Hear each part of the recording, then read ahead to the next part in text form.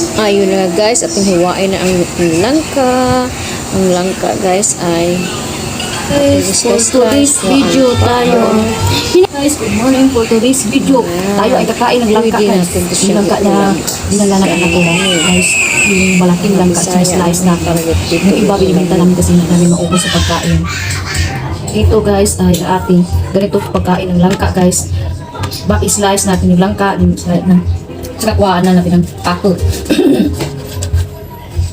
Ano siya?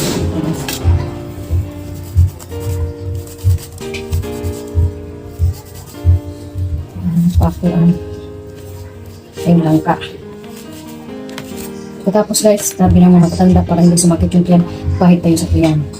Yan.